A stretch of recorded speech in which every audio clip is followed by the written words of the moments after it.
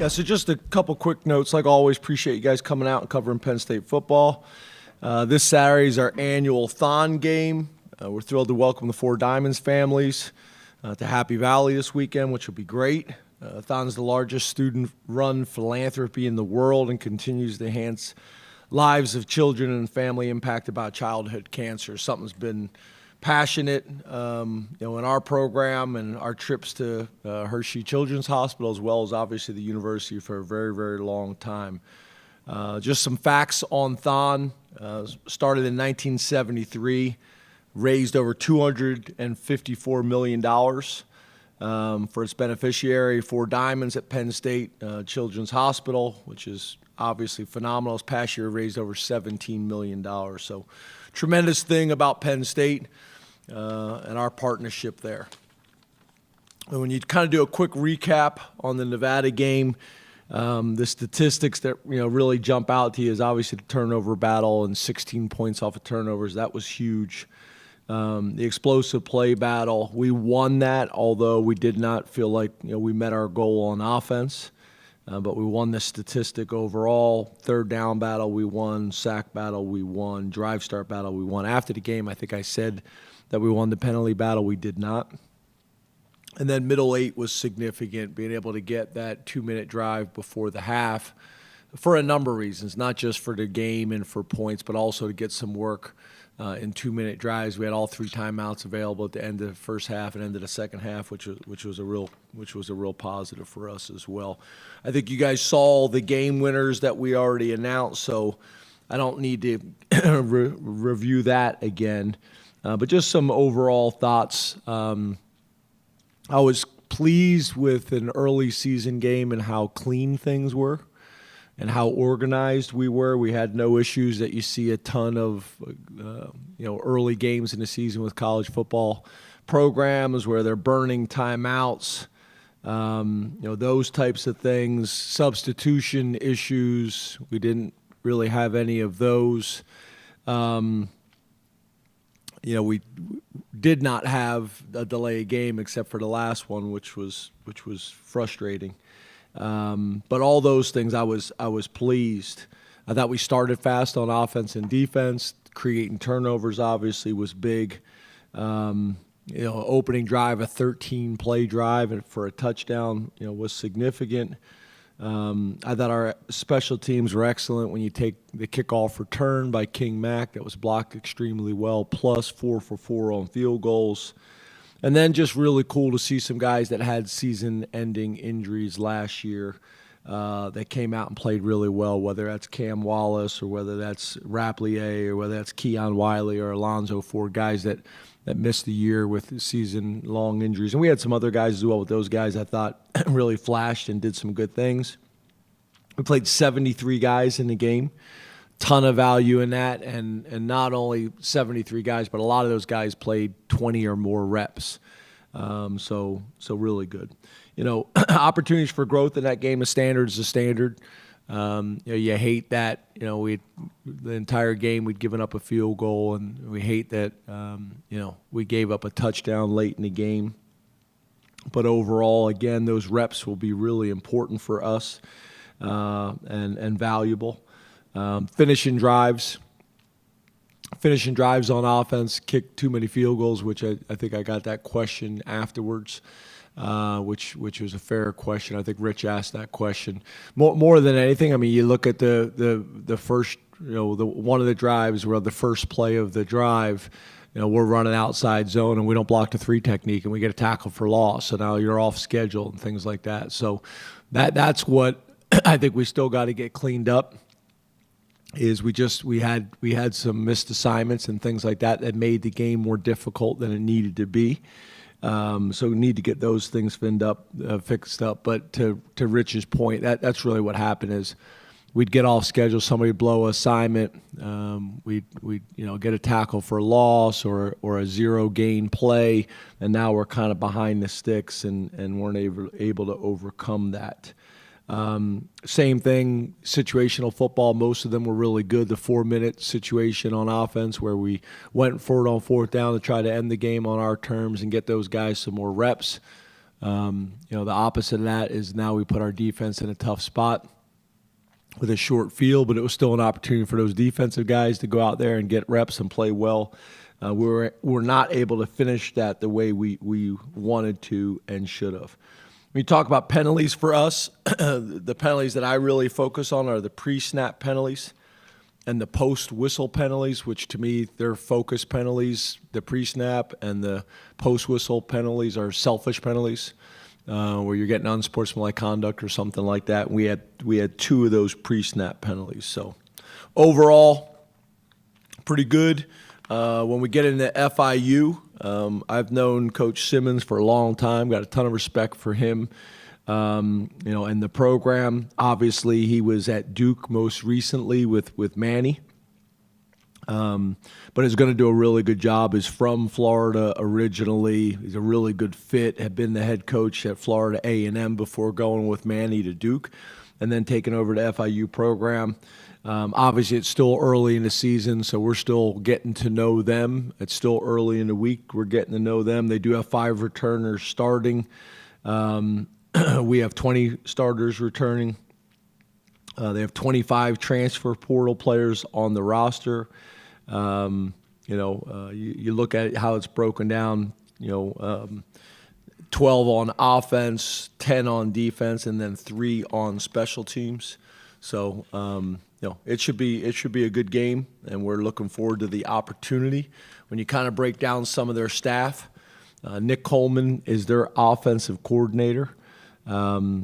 Most recently was at UAB as the quarterback's coach and has been at South Carolina and a number of other players as well.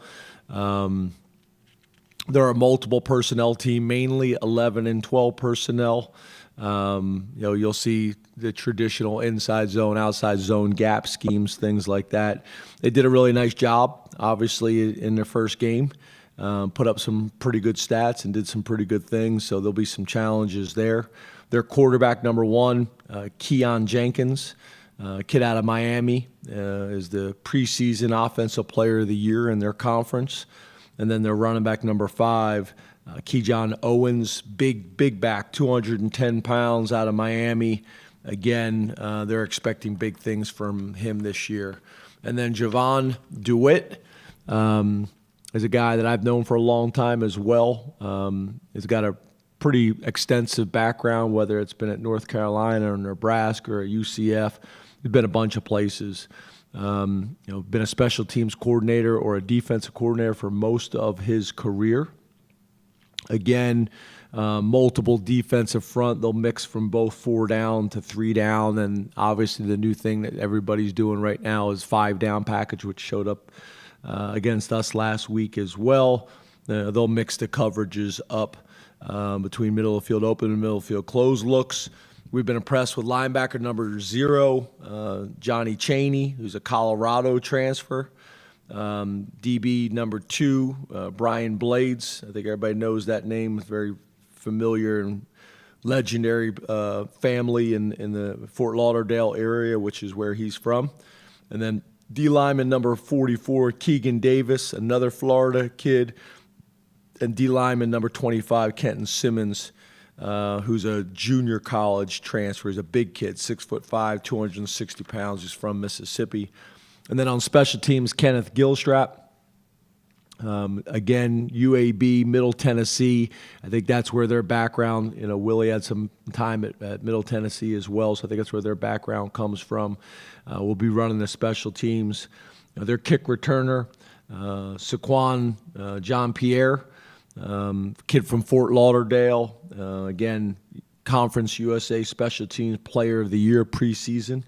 And then punter number 6, Trey Wilhoit. He's a Florida A&M transfer. So still getting to know these guys, not only because, it's early in the season, but also just kind of getting into our rhythm of how we get evaluating people. It's Monday and early in the season, so we only got really 1 game from this year, new staff, a lot of things that factor into it. So we're going to have to be prepared just like we were last week. Offense, defense, and special teams, there's going to be things that show up in this game that we can't prepare for or anticipate based on film breakdown and study.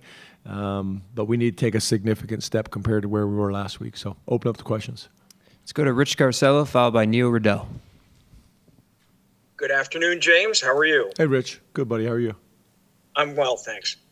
James, can you please evaluate the play of your quarterbacks, Drew and Gronk specifically, and the passing game in general? Yeah, I thought Drew played how I would expect him to play. He was consistent, made some big-time throws. He made a couple out-breaking throws that very few college players and a handful of NFL quarterbacks can make. Wide field outs that he threw on time into some contested coverage as well. But I thought he played well. He made plays with his feet. He extended plays. He had that one run, like I mentioned after the game, that I would have liked him to get down a little bit faster. He took too many shots on that. But overall, I was pleased. Played very, very clean. Missed the first touchdown throw to Hudson, which I would have loved to have been able to hit that throw. But besides that, I thought played very clean. Gronk came in and played well. I was very impressed with Gronk and his performance. He just looked. I actually thought he played in the game better than he's practiced at times. In terms of he wasn't holding on to the ball, he was decisive. When he did get pressure, he was able to step up in the pocket and find outlets quickly and get the ball out of his hand. The one to Cam Wallace obviously was a highlight play where he hurdled him, and then the outlet throw to Rapplier, which also was a big play. So I was very pleased with how he played and how he managed the game overall. And then obviously to go down on a drive and score a touchdown and pick it up with his feet, that was positive as well. So I was pleased with them. And then the passing game in general, that was an emphasis kind of going into the season. That was an emphasis in game one. We'd like to get Ross a little bit more involved. Like I mentioned to you guys earlier, he had missed some time this summer, but we'd like to get him involved. But I thought Hudson and Pena, really played well. I thought, again, the tight end committee, I thought did some really good things. And then once again, getting our running backs involved in the passing game too. So overall good. I think if you combine Gronk and Drew's numbers together, pretty good numbers. Completion percentage wise, touchdown to interception ratio, yardage, all that kind of stuff. And the last thing I'd probably say is just like to get a few more chunk plays and get the ball down the field a little bit more from an explosive standpoint. Let's go to Neil Riddell, followed by Bob Flounders. Hey, James, happy Labor Day. You too, Neil. Thank you. Hey, a lot of big games over the weekend. I wondered if you could take us into your basement. Do you watch them? Do you take notes? What's your approach when some potential future opponents? Yeah, like everybody else, by the time I get out of here after the press conference, shower, get all my stuff together, get back to the office, then get home. It's usually a little bit later than most. But then I go in, I make small talk with friends and family in the kitchen for about 13 minutes. Then I tell everybody I'm going down the basement. I'm not trying to be antisocial, but I want to go down the basement and watch games. And if they want to come down, great. But they all know not to come down and start peppering me with questions. And then I sit sometimes in my boxers and a T-shirt and watch games and try to relax and enjoy it. But to your point, Neil, we don't watch the game like normal people. The players are sending me, hey, Coach, did you see that situation? It's a 2-minute situation at the end of the game, and they didn't use their timeouts effectively, or 4-minute, and the runner ran out of bounds or whatever it is. So we're constantly shooting those things to me and Jevin. The staff's doing the same thing, so we can watch those things on Sunday after we get through our film. Just constantly using examples like that to teach situational football and awareness. Obviously, sometimes there's people that are going to be on our schedule, and Depending on who they're playing, those games can be attractive to watch as well. But yeah, that's kind of usually the process. But usually I try to get to bed at a fairly reasonable hour because I'm not a night guy anyway. I'm more of a morning guy, and I usually come into the office pretty early on Sunday to get started on grading the last film before I watch it with both the offense, defense, and special teams in separate units, and then on to the next opponent. So I don't know if that's the answer you're looking for. It was a long one.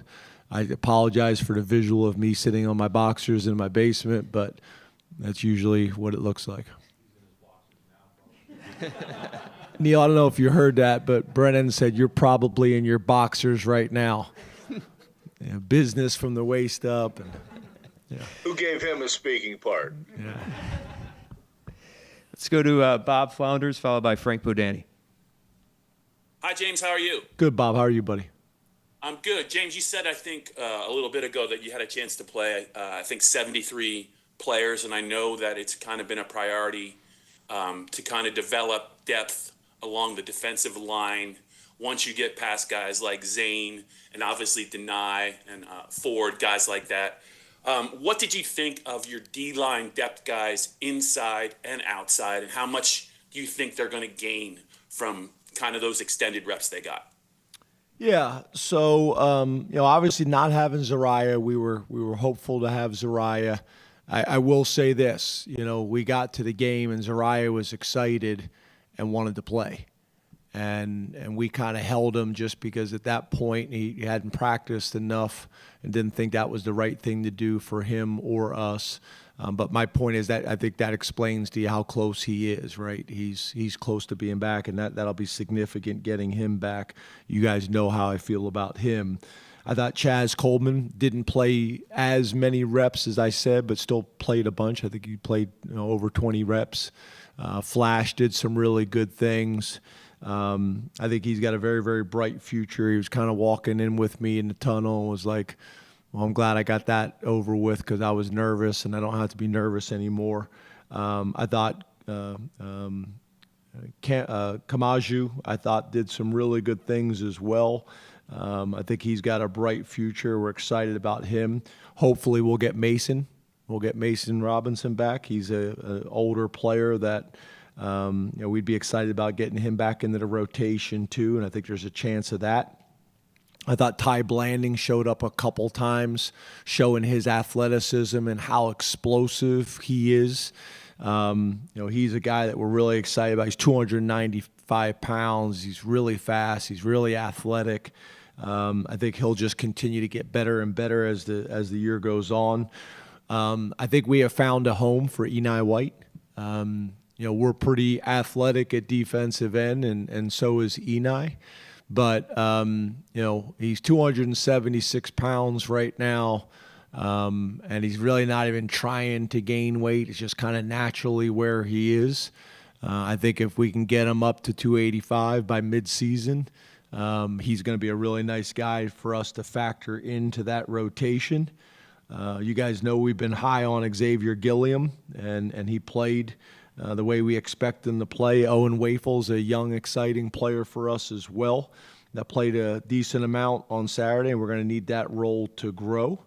And then Harvey and Malachi at defensive end. So we're young, but these first 3 games are going to be critical in terms of getting these guys as many reps as we can and then continue to pour into them. But I think once you kind of get into, game 4, game 5, they're no longer young players. They're guys that have played significant reps in college, and we need them to act like it. So, what you need is both, right? You need a lot of these young guys to grow up and grow up quickly, but you also need, some of these vets that we're dependent on. Hopefully they can get back into the rotation, specifically at defensive end. That will help.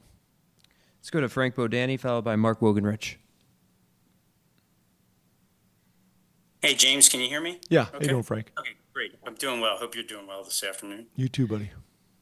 Who is your starting punter right now? And could you talk a little bit about the competition between Riley and Gabe? I mean, Riley being a multi-year starter, Gabe always being there, but can you talk about that, how close that is, just the competition.